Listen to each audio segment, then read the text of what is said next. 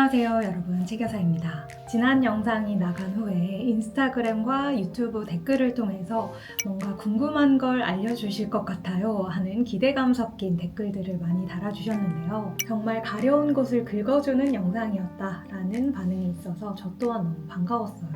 아, 이런 고민 나만 했던 게 아니구나 하는 공감도 됐고요. 지난주 영상에서는 거절할 용기, 시작할 용기에 대해서 이야기했다면 이번 영상에서는 출판사로부터 광고 요청을 받은 도서를 검토하는 과정과 일정을 조율하고 협업을 확정하는 방법에 대해 이야기해보려고 합니다.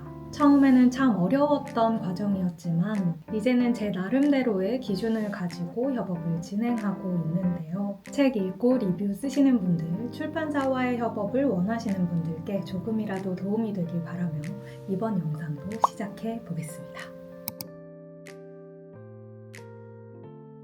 저는 인스타그램을 중심으로 콘텐츠를 만들고 있기 때문에 출판사와 협업 요청을 주고받는 첫 창구는 인스타그램 DM을 통해 이루어집니다. 처음 협업을 진행할 때는 DM으로 소통했지만 현재는 이메일을 주된 소통 수단으로 사용하고 있어요. DM이 빠른 소통에는 적합할 수 있지만 긴 내용을 전달할 때 오류가 발생하거나 여러 DM 속에서 요청이 뒤로 밀려 누락되는 경우가 많더라고요. 그래서 저는 인스타그램 프로필에 이메일 주소를 명시해두고 DM으로 협업 요청이 오면 이메일로 다시 한번 상세 내용을 전달해 주십사 안내해 드리고 있어요. 협업을 처음 진행하더라도 DM보다는 이메일을 통한 소통이 더욱 원활하고 전문적인 느낌을 줄 수 있어 추천드립니다. 그리고 협업 요청을 받은 후에 가장 중요한 단계는 아무래도 도서 검토 과정인 것 같아요.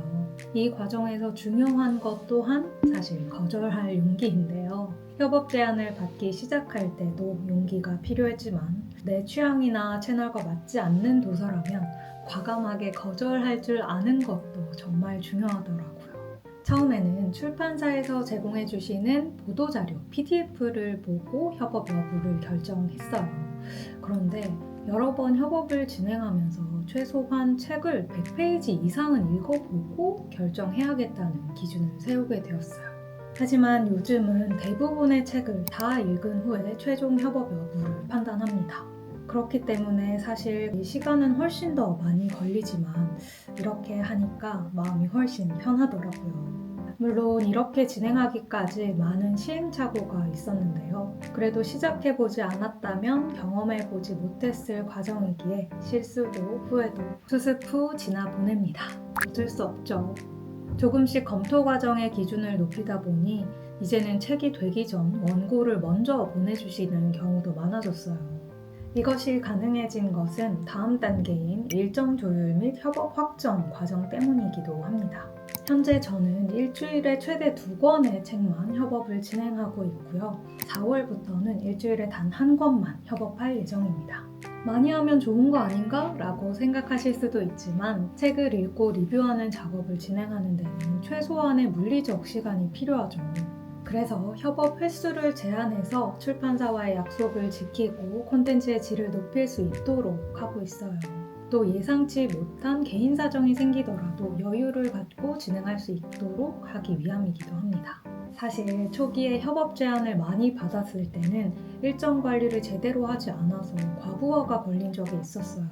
그때 정말 시급했거든요.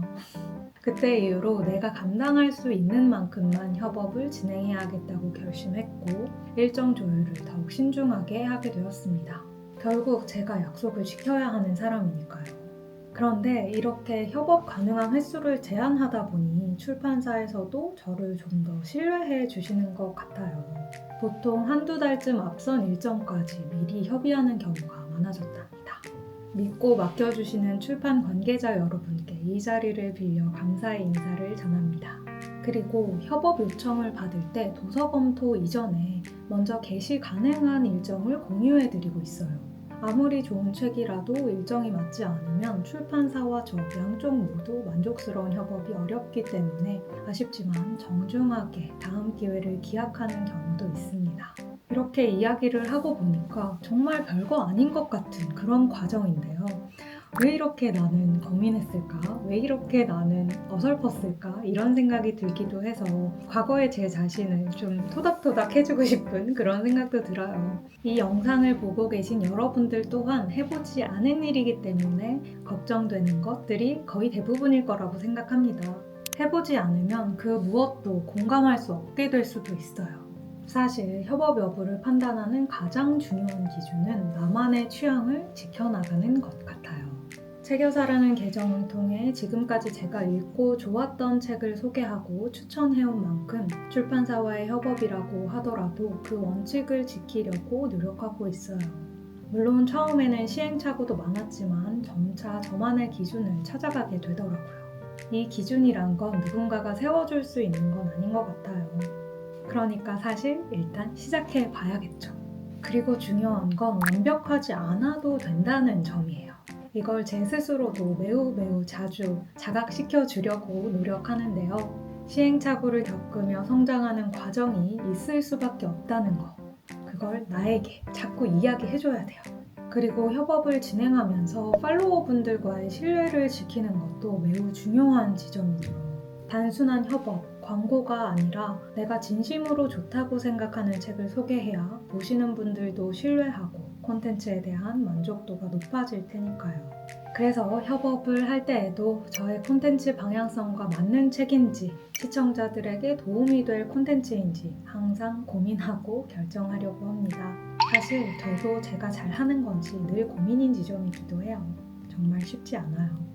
여러분도 출판사와의 협업을 고민하고 계신다면 자신만의 기준을 만들고 거절할 용기를 갖는 것부터가 시작이라는 거 잊지 마세요. 이번 영상에서도 가장 중요한 건 거절할 용기라니 정말 쉽지 않죠? 우리 힘내봐요. 용기를 내보자고요. 이렇게 찍고 보니까 정말 더 별거 아닌 것 같은 일이네요. 그럼에도 불구하고 이번 영상이 누군가에게는 도움이 되길 바라는 건 제 욕심일까요? 다음 영상에서는 실제 콘텐츠 제작 과정과 게시 과정, 입금 확인과 다음 협업을 위한 팁까지 소개해드리도록 할게요. 이외에 또 궁금한 점이 있으시다면 댓글 달아주세요. 마지막으로 구독과 좋아요, 알림 설정 잊지 마시고요. 그럼 다음 영상에서 또 만나요.